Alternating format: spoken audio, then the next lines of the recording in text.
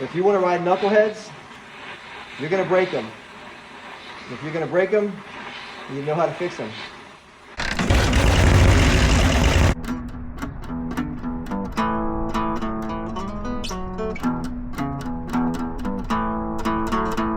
I got Sean's 37 up on the lift, and I'm going to go ahead and pull the dash and the tanks off of it, at least the front exhaust pipe, so I can get to the carburetor and get the carburetor off, and I'm going to pull that front head off so I can fix that broken tab on that front head that I showed you in the earlier video. I'm gonna go ahead and include the link to that video so you can go back and watch that one. It's been a couple months now.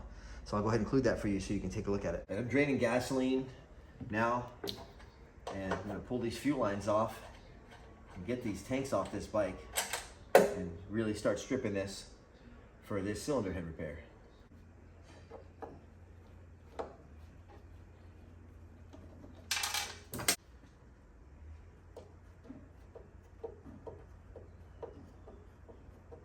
Here's a nice little tip. I use a stainless steel prison cafeteria tray to put all my hardware in, and it's also great if you need to cut it up and make a shank out of it.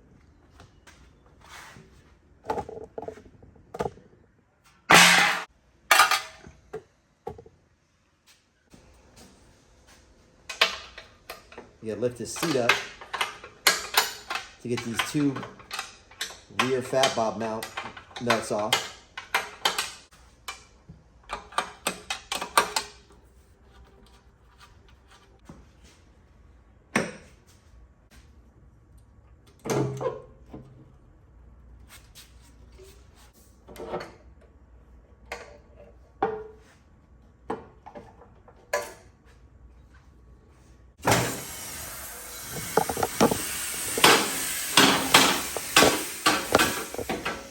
I'm gonna go ahead and pull the carburetor. I'll pull the front plug wire, the top engine mount. I'll pull the front exhaust pipe. I might have to probably pull the whole exhaust to get that off. Then I'm able to undo all 5 of these head bolts. There's one here, one back here, one in the front, 2 on the other side. So I undo 5 of the head bolts and get the head off, and I can start my repair.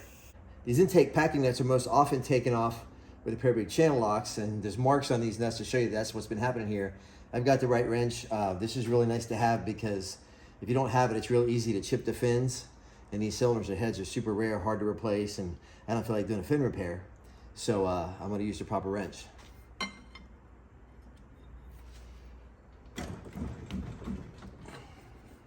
It's a lot easier to get to these nuts if you take this top motor mount off first.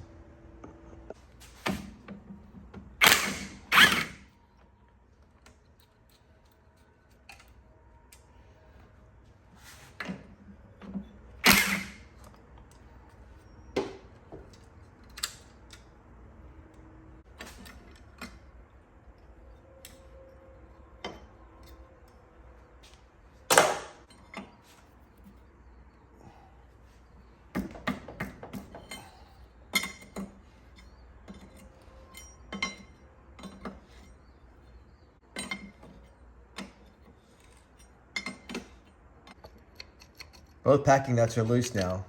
They call this a baby butt intake manifold because it kind of represents the baby's butt, I guess, but I got these loose. Now I'll just take this bottom mount bolt off on the other side of the carburetor. I can get the whole carb off the bike. I'm gonna go ahead and remove this top oil feed. This line forks off here and feeds both rocker boxes, and this is the problem that most knuckleheads have is oil control is the big problem with the Harley-Davidson Knucklehead. You get the oil to the top end, no problem, because the pump is powerful enough to send it up there, and getting the oil back to the bottom end was always the problem. It's always what made these things difficult. There's a little banjo washer on either side of these banjo fittings that you gotta capture. So there's the oil feed. I just put these back in the head so that none of this stuff gets lost.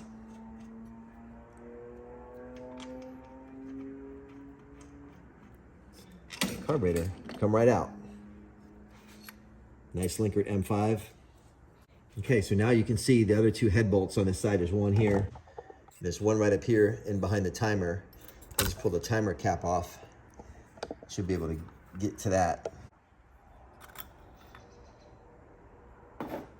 Now we're stripped down to the point that we're ready to get to the head bolts. I didn't take the front exhaust off, but that pipe is gonna be pretty loose in there because it's a loose fit in what's called a squish pipe here. So it should be pretty easy to get the head off without having to take the pipe off, and the push rods will just come out easy, and I'll readjust them when I put it back together.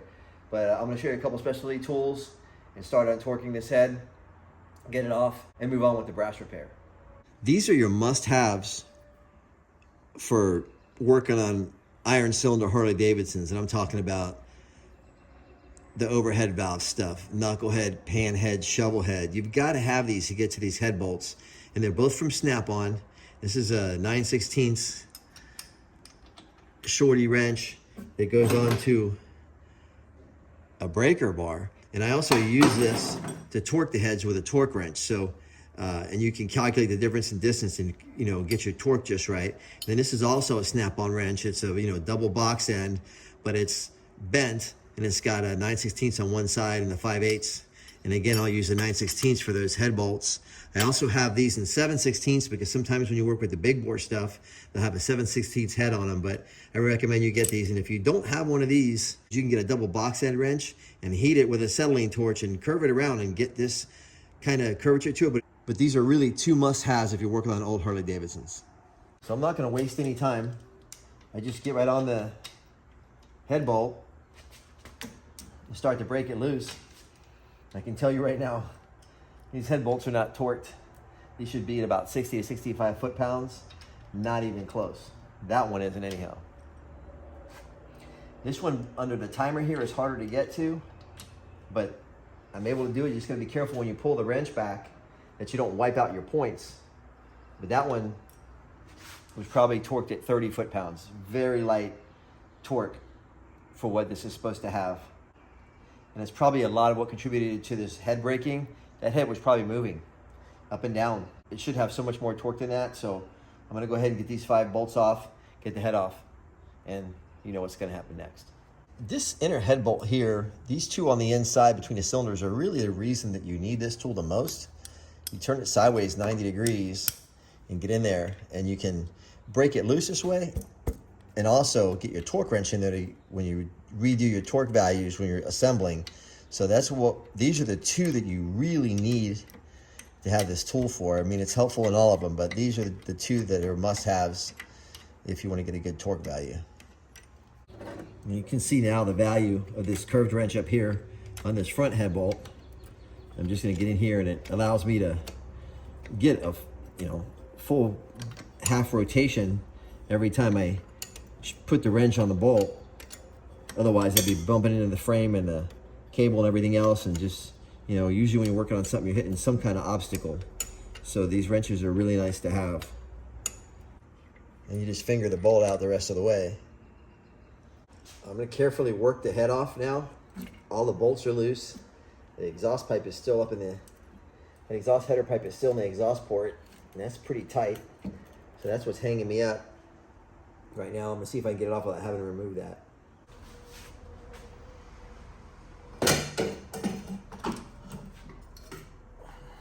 That pipe's in the head good, but I got the head off, and I'll just go ahead and get the pipe out, and then we'll address what we came in for in the first place. I got Sean's 1937 Knucklehead front cylinder head off the bike. The pipe will not come out of the head right now. It's in there so tight, I've never seen one in there that tight. But I'm not gonna try and force it out because I'm afraid I might crack the casting trying to get that pipe out. And the last thing I want to do is create more damage to this head. So I'm gonna leave it there right now, but I have to heat the head to braze it. And I'm assuming when I heat it, that the heat from the head is gonna expand the port and allow the pipe to come out. But regardless, this is where my problem is right here. This is going toward the front of the bike. This is the rear of the bike. This is the intake side. This is the exhaust side. These two parts of the casting coming off the cylinder head to hold up this rocker casting are what we call a diving boards, mainly because they're shaped like a diving board. And then braking is pretty common. So I'm gonna go ahead and remove this one bolt that bolts that diving board to the Knucklehead rocker casting.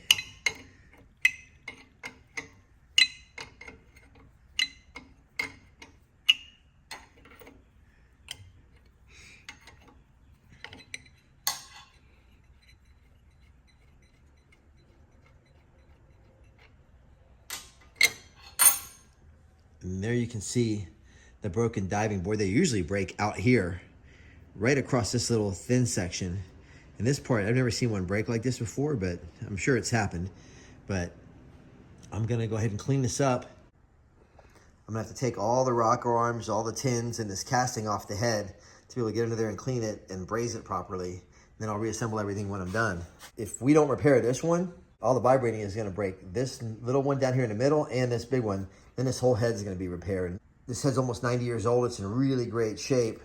Having a repair like this is actually pretty common. It's uncommon to find them where they don't have repairs. So I'm gonna go ahead and fix this one, get it back on the bike for him, and he'll be back and ready to get on the road with this thing. Here's a look under the hood of the Harley Davidson Knucklehead cylinder head. We pulled these rocker tins off here. This is your exhaust rocker arm, and this is your intake rocker arm. And it showed you before aluminum casting that gives the head its name. That's why they call it a knucklehead, because that casting looks like a set of knuckles from your fingers. And I've got the tins off. I removed the nuts from the left side of the head that hold the rocker shafts into the cast iron head. And I've loosened the oil lines. Now I can just basically pull the whole rocker assembly off. I gotta lift those rocker arms up, but I pull the whole rocker assembly off. This is the foundry tag from the foundry when they cast these parts. And this says 6D. So 6 is from 1936, and D means it's from the 4th month of 1936. So April 1936 is when this was cast.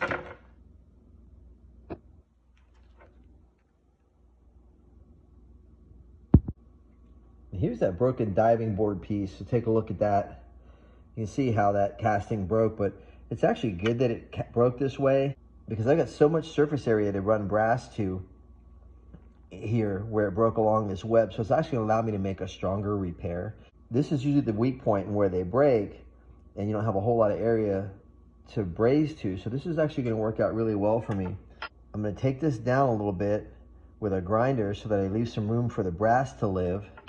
And the same on this piece, I'll take some of that down.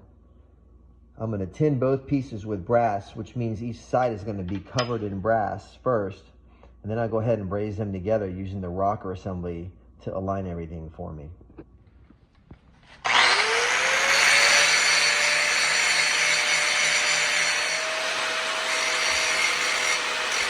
All right, so I've taken a grinder and really removed some material from both of these pieces.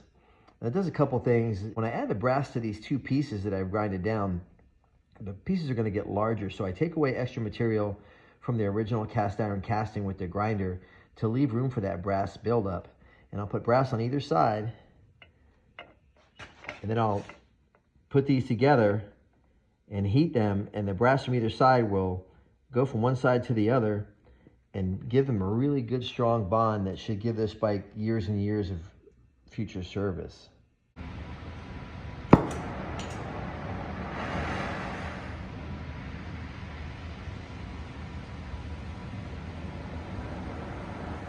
Right, there's my flame that I'm going to use.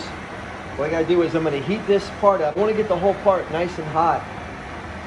Then I'm going to add the brass to it. It's called tinning. And once I get this done, I'll go ahead and move over to the head. The head's a little more work because it's a bigger piece. I need to get the whole head hot, so I'm going to start with the small piece first. The heat does a couple things. Obviously, it gets the part hot enough to melt the solder, but it also cooks the oil that's been cooking into the pores of this cast iron for the last 80 years. The heat cooks that oil out, and you need that out of there so you get a good bond.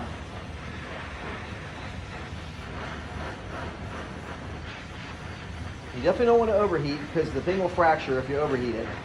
I painted the surface I'm going to braze with flux, so you heat the part until the flux turns black. That's how you know you have it up to temperature.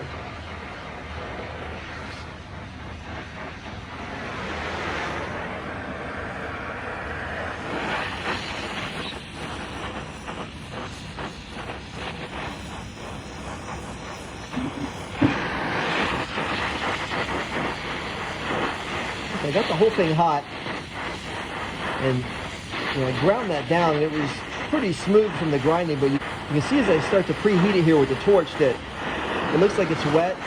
It's starting to sweat, and that's what the look you want. You don't want the thing red hot. You just want it really hot and sweating on the surface. That's where the pores are opening up, and the flux is getting into those pores. So it's starting to get a little bit red on the edge, so I'm going to go ahead now and add some brass. I don't know if you can see that brass right there, but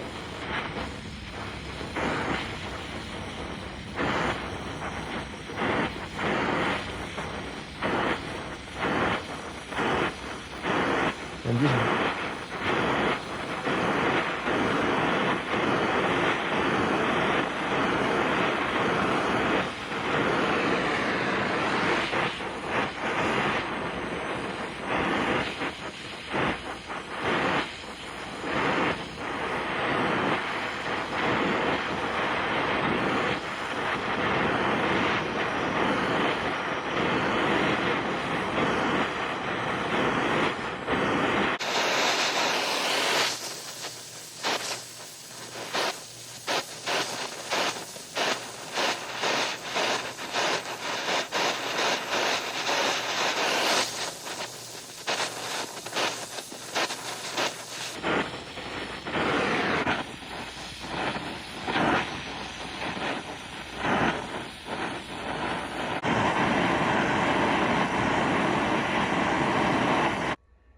So that whole thing's covered in brass now. I'm gonna let it cool off. And once it cools off, I'll wire brush it, and you'll really be able to see the brass. And then I'm gonna go hit it with the grinder and grind some of the buildup down, because I don't need a lot of brass on there, just enough. But what's happened is that brass has bonded into the pores of the cast iron casting. Now I'm gonna move over to the head and do the same procedure. I'm gonna go ahead and tin this casting with brass all up in here where I need to have my bond. And I'm gonna clearance it back with the grinder, paint everything with flux, bolt it all together with the rocker casting, heat it, and the brass from each half is gonna meld to the brass from the other half. The brass from each half that I've tinned is gonna heat up, liquefy, and bond to the brass from the other half, and then you get a world-class brass bond there that should last years, decades for Sean to ride this Knucklehead. Same here on the Knucklehead casting. I got the joint I'm gonna brace, painted with flux. Now I'm gonna heat it up and get the head hot and tin this side with brass, just like I did to the piece I'm gonna brace to this.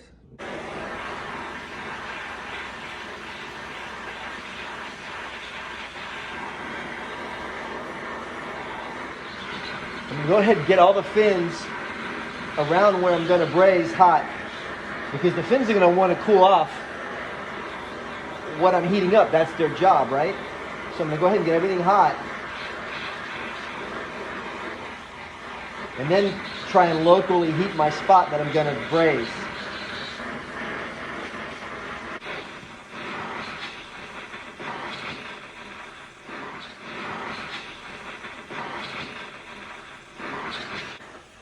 What I'm doing is I'm heating the puddle and pulling away. Heating and pulling away. Allowing the brass to just melt its way in there. You don't want to overheat it or boil it.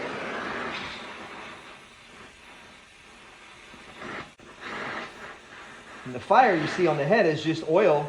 It's in the cylinder head, cooking off. If you want to ride Knuckleheads, you're going to break them. If you're going to break them, you know how to fix them.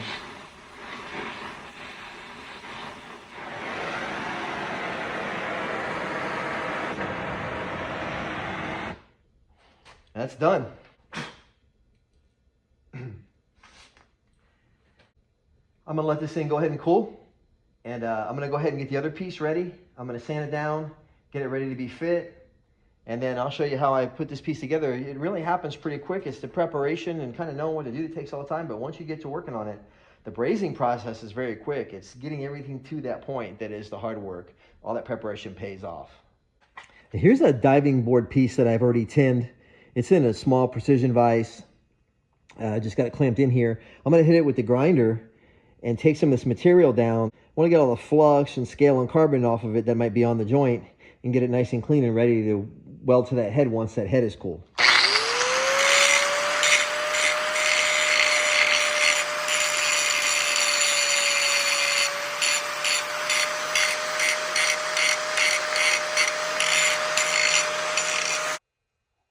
Let's take a close look at that. You can see all the brass. We know it used to be silver before, and now it's got that gold brass color. You see I wore through the brass a little bit here. That's okay. Once I paint this with flux and go to braze it all together, I'm going to use some filler rod and allow that filler rod to seep in here, but also this metal is going to want to flow all over. This brass is going to flow, and the brass from either side with the flux and all the heat I'm going to add to it is going to flow together and give me a nice bonded joint. There's the brass built up on the head right now. It's still cooling. I'm going to give it a chance to cool down, and then I'll go ahead and do the same thing with that, grind it down and get it ready to bond. Now I'm going to slide this rocker assembly back into the head, because I'm going to tighten everything down to the parts that aren't broken and use the bolt that goes through this hole to line me up here to hold everything in alignment while I weld it, because that's where it naturally needs to sit. Once everything here is tight, this casting against this surface is going to tell the rest of this part how it needs to sit to the head. So I'm going to go ahead and use all this to line it up and fit it. It might take me an hour to get this thing fit right, but all the preparation, like I was saying earlier, is super important because that's what makes it successful. All right, I got both pieces tinned with brass and all ground back. I got it bolted back together with the rocker housing on top, holding it all in place. See, it's bolted from the bottom there, so it's in its natural place. My gap is all full of flux. So what I'm gonna do now is come in, heat it all up, preheat the part, get everything cooking, and fill it with brass. And the brass that's already in the seam is gonna bond itself really nicely on the inside. I'm gonna fire up this oxygen acetylene rig and get myself a nice flame going here. Nice neutral flame.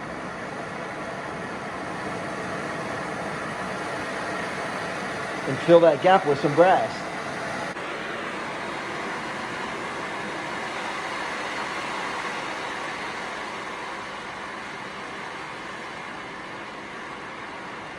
Turn my heat down some to do those fins because they're so thin.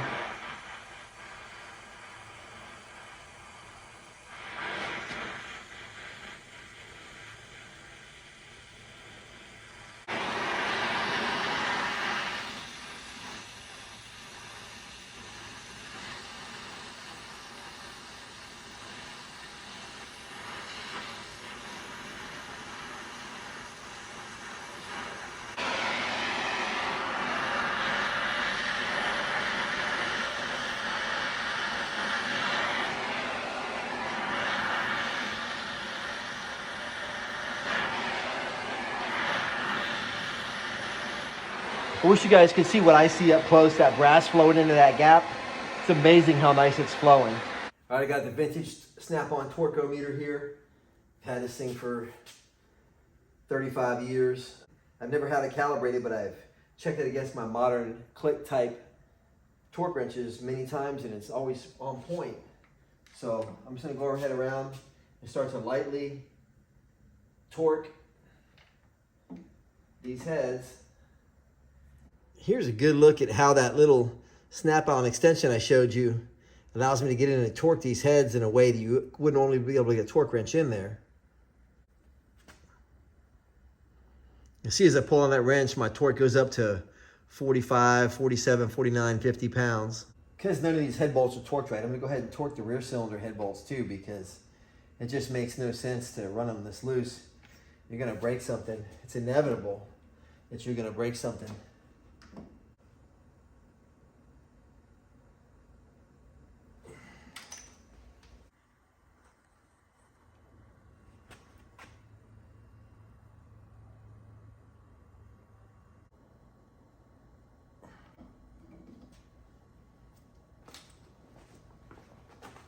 With the head torqued, I'm ready to adjust the valves on this front cylinder back up. The rear ones I did a few weeks ago when I had the bike here and found out that the front head was cracked, so I know it's good. I'm gonna go ahead and tighten up this tappet, take the play out of this push rod here, and got my mom's clothespin that I stole off her clothesline 35 years ago. Hopefully at her age, she's using a dryer by now.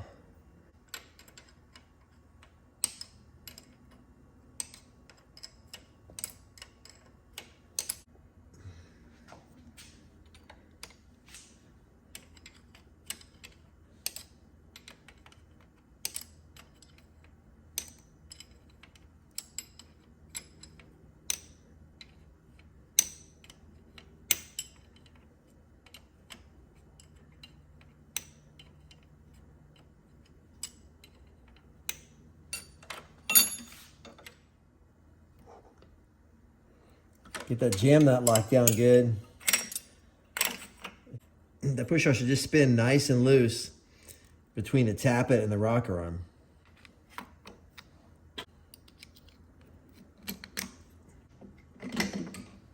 Let me hang this miserable hunk of bronze back up in here.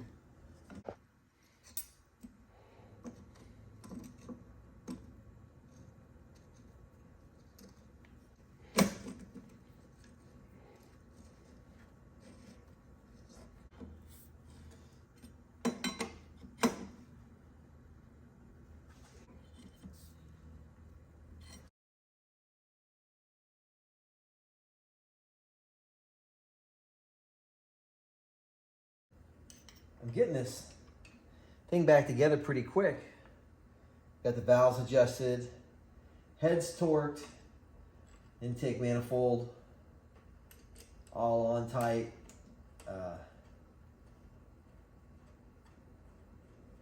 I get this oil line on, get a top motor mount on, my throttle's hooked up. I mean, you know, the joke has always been, I'm starting to run out of parts. It feels good when you run out of parts on the bench, assuming you didn't lose anything. I'm getting in a good way here and it feels good. It's gonna be, you know, I was working on this bike before Daytona Bike Week a few months ago and all I want to do was ride it. And that's kind of where I'm at now. I'm like, okay, I know I'm getting to the point where once I get everything done and get it all set up, I get to ride it. So pretty excited about the fact that I get to ride this 37 Knucklehead, you know, within an hour. Yes. Yeah, they were driving on gravel roads, dirt roads, and they had to take that filter out, clean it with kerosene all the time.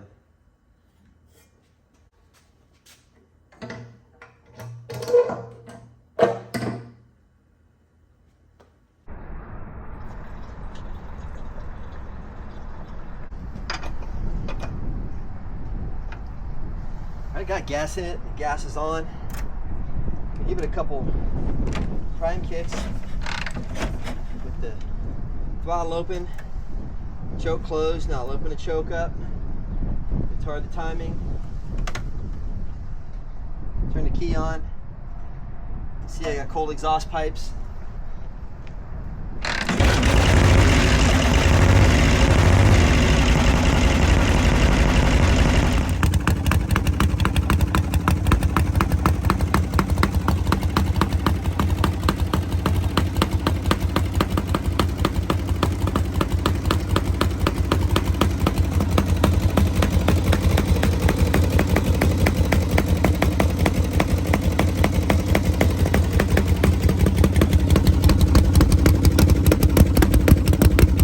Exhaust adjustment. That's what that ticking sound is, but my head repair is really good.